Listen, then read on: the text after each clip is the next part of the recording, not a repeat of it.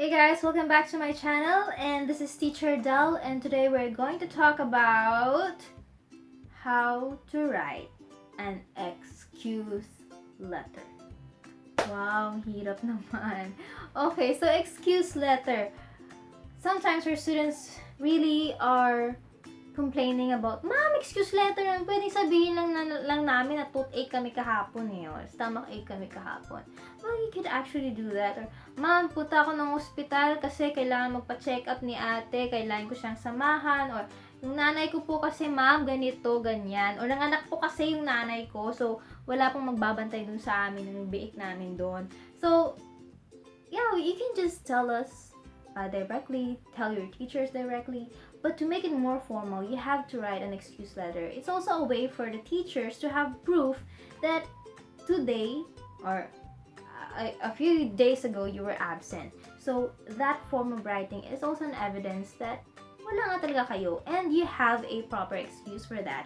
Now, students are taking for granted this excuse letters. Excuse letter lang naman eh.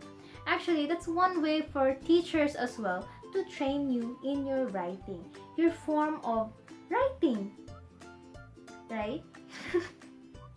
Kasi minsan, even though you have your English subjects, you have tackled about all the kinds of letters, all the formatting of letters, and kinds of letters, lahat ng letters, business letters, and stuff like that, but you do not do that every day. Pagkatapos ng lesson na yan, evaporate na yan, right? Writing these excuse letters will remind you how to format a formal letter, how to write a formal letter.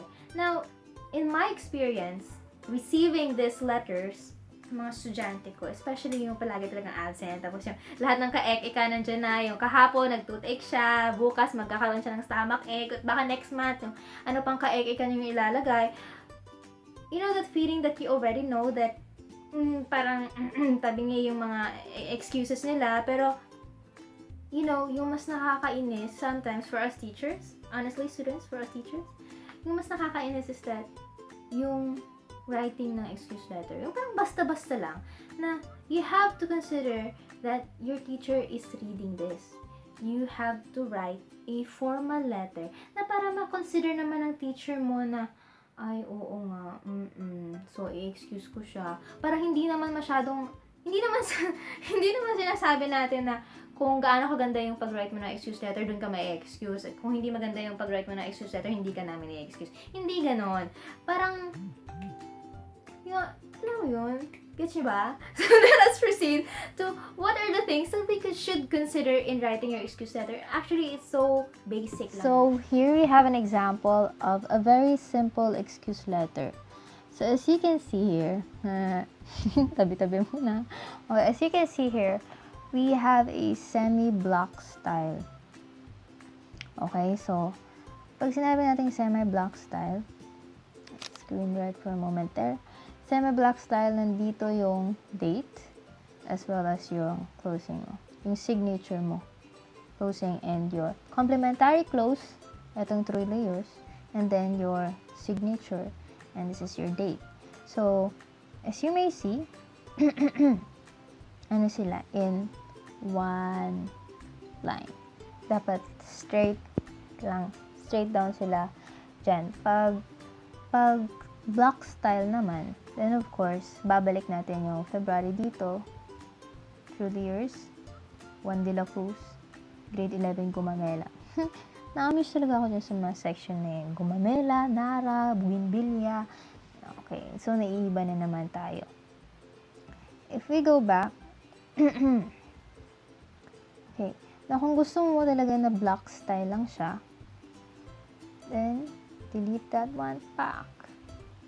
Okay, let's go down and delete fully yours, Juan de la Cruz, delete yung space yung dinilit natin. Whoa. And this one as well, delete. Pati yung grade. Ayan. Okay. So, naka-block style na siya. When we say block style, ay, ba't ako yung when we say block style, full block. Ito talaga. Lahat nandito. So, yung date mo, yung greetings mo, complimentary. Yung body ng letter mo, yung closing mo, signature, and grade and section. Siyempre, para sometimes malaman din natin, para madali na lang malaman. So, sa dami-dami kasi na sections natin, students natin, mas maganda talaga ilagay yung grade level mo, tsaka kung ano kang section. Ayan. So, if we're going to go with the contents of this excuse letter. Very simple lang siya. 1 day absent, stomach ache, ganun. So, let's see. Wala naman siyang masyadong mali. Wala naman masyado. Tanggalin na lang natin yung S dito sa consideration. Tsaka, I am hoping for your kind consideration. Ito talaga yung usually kung nakikita pag may excuse letter na sinasubmit sa akin. You don't need to put kind. I'm hoping for your consideration or considerations. I'm hoping for your considerations. Ganun. Mostly, naglalagay talaga ng kind. Pero parang double na siya. Kina-consider ka na, so, that is already kind enough. You don't need to say kind consideration. Alright? Ayan, truly yours. And don't forget, if you have to write your name, then kailangan naka-capital letter. And don't forget your beautiful, beautiful signature. So, ayan. Erase muna natin. Don't forget your signatures. And use either black or blue ball pen only. Ayan, kung ano man yung signature ni Juan. Ano yung signature na yan? Ayan. But if it's your parents who are writing, it's a different story. So, it will go to, Dear Sir, Madam, please excuse my daughter or son. Kasi, agad-agad, please excuse na yan para straight to the point. Please excuse my son, Juan de la Cruz, for being absent in your class last February 2019 because he had a stomach ache. And I am hoping for your considerations or for your kind consideration. Thank you, truly yours.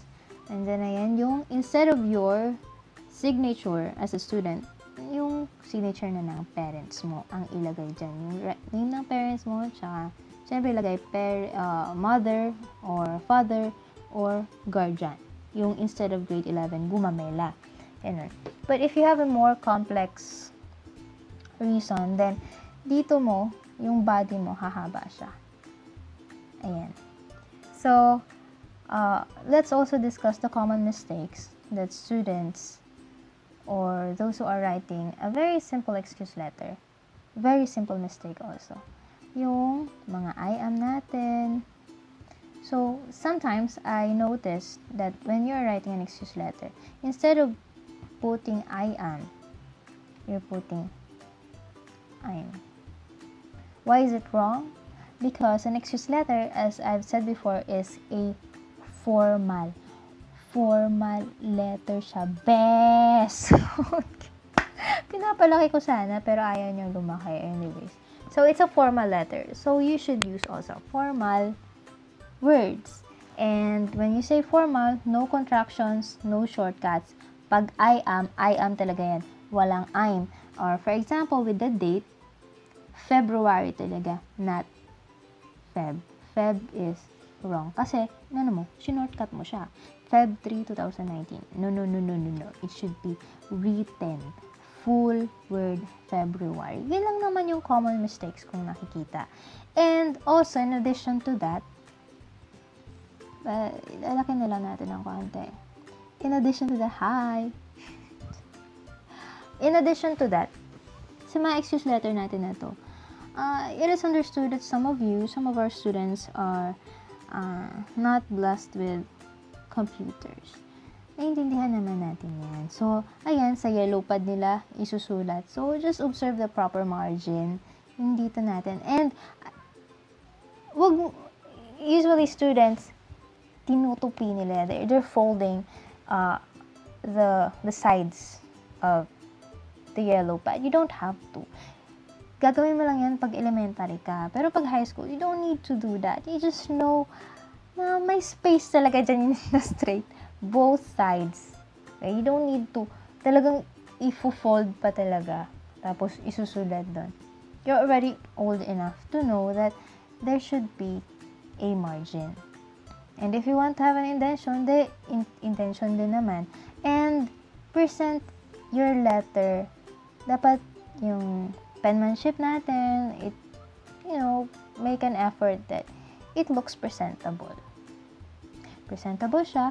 At saka yung paper natin gagamitin, yung hindi naman yung ukot-ukot na kulang na lang itatapon sa basurahan. I've received those kinds of excuse letter. Pero hindi naman lahat, in fairness.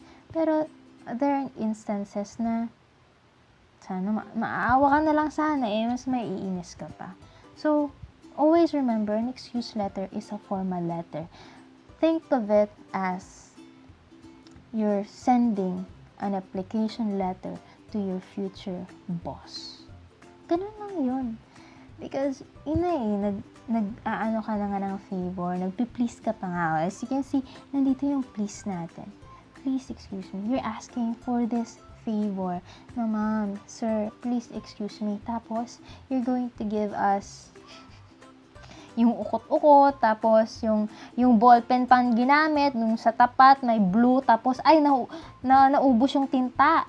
So, black naman. Ay, meron pa ba dyan? Red. Ay, nako. Be consistent. Dapat formal talaga siya, presentable. Huwag yung halo-halo yung ballpen, huwag yung ukot-ukot, ganun. And, simple formatting. And if you want to ask for more questions kasi hindi ko na siya itatakal dito. I will no longer tackle other complex ideas because it's going to be too long.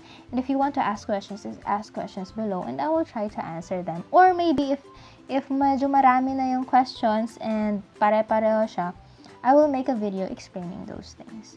So, simple lang naman yung first upload ko. So, how do you write an excuse letter? At wag ibasta-basta ang excuse letter. Practice lang yan. Okay, so that's it.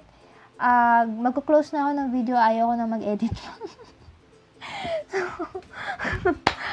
So, thank you so much for watching. And if you have, just like what I've said, if you have more questions, just comment down below. And watch out for more videos, simple lessons, and we go from simple to complex. No. Kung ano pa yung gusto nyo nga na I will tackle all about English, then go straight comments. Thank you so much. Babushki.